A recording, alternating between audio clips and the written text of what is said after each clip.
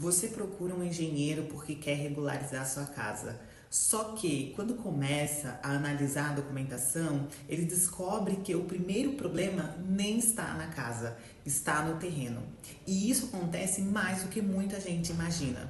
Quando alguém me pergunta, Jana, quanto tempo demora para regularizar um imóvel? Ou quanto vai custar para regularizar minha casa? Eu não consigo dar uma resposta séria sem entender primeiro o que de fato está irregular naquele imóvel. Porque uma coisa é regularizar a construção, outra coisa é precisar resolver primeiro a situação do terreno. E existem casos em que precisamos fazer as duas coisas. É sobre essa diferença que eu quero conversar com você hoje. Na maioria das vezes, quando alguém procura a UNA para regularizar um imóvel, a preocupação está na construção.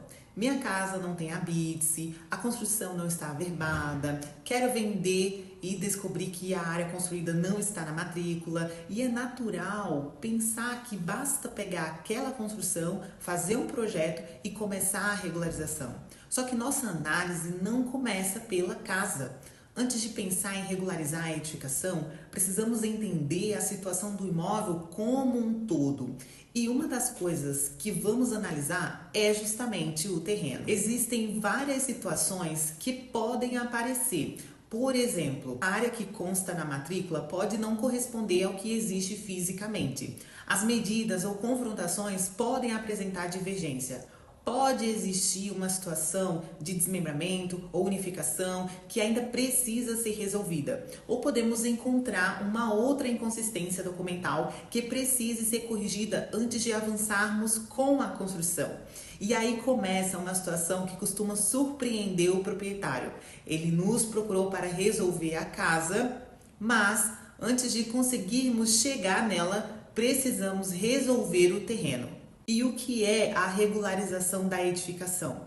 Aqui estamos falando da construção propriamente dita. Imagine uma casa que foi construída ou ampliada e essa construção nunca foi completamente regularizada. Podemos ter divergência entre aquilo que está aprovado e o que efetivamente foi construído. Podemos ter uma construção que ainda precisa passar pelos procedimentos necessários perante o município. Depois, conforme o caso, ainda existem outras etapas até que aquela construção ela esteja devidamente refletida na documentação do imóvel. Então perceba, o terreno e a construção são duas análises diferentes, embora façam parte do mesmo imóvel. E é justamente por isso que olhar apenas para a construção pode dar uma visão incompleta do problema.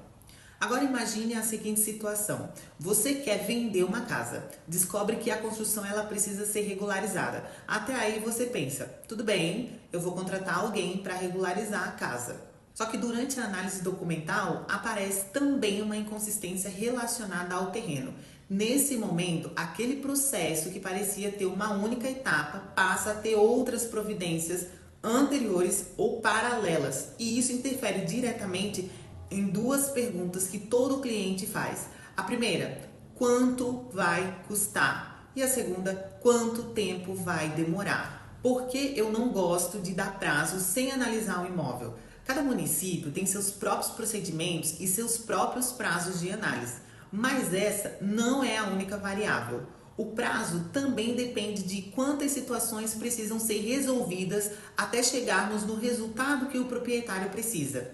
É muito diferente receber um imóvel cujo terreno está documentalmente adequado e precisamos atuar somente sobre a construção, de receber um imóvel em que primeiro precisamos resolver uma questão do terreno e depois avançar para a construção. Por isso, quando alguém promete um prazo fechado para uma regularização sem sequer entender a documentação daquele imóvel, eu teria cuidado. Antes do prazo, vem o diagnóstico.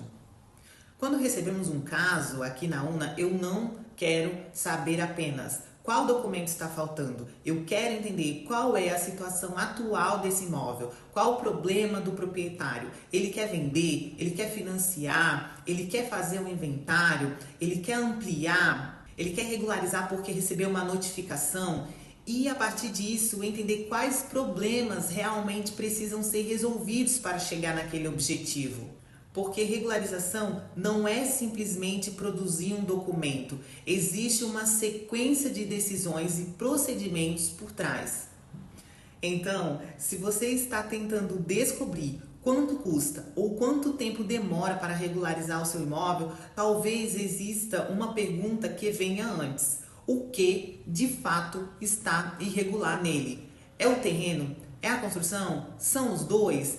Essa resposta muda completamente o caminho da regularização e é justamente por isso que uma análise inicial da documentação é tão importante antes de definir prazo, etapa e custo. E se você tem um imóvel nessa situação e quer entender qual seria o caminho para regularizá-lo, a nossa equipe pode fazer essa análise para você.